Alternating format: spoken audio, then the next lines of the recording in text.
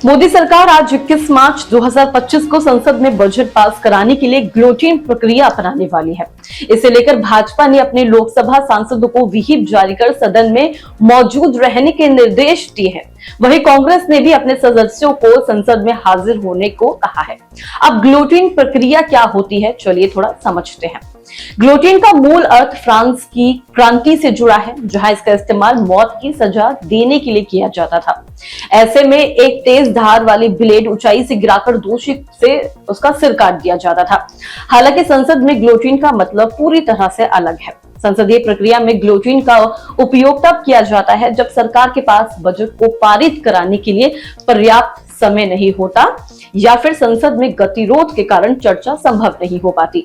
इस स्थिति में बजट से जुड़ी अनुदान मांगों को बिना किसी चर्चा के एक साथ मंजूरी दे दी जाती है।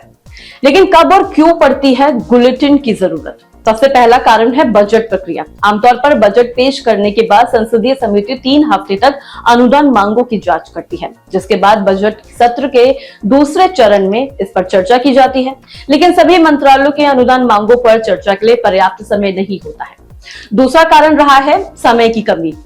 बजट सत्र 4 अप्रैल 2025 को समाप्त हो रहा है। ऐसे में सरकार चाहती है कि उससे पहले बजट को पारित कर दिया जाए। तीसरा है विपक्ष का हंगामा।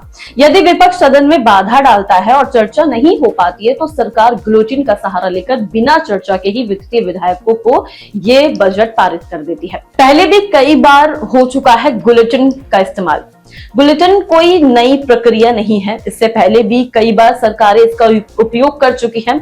बताते चले कि 2018 से 2019 में मोदी सरकार ने बिना चर्चा के सभी अनुदान मांगों को मंजूरी दे दी थी।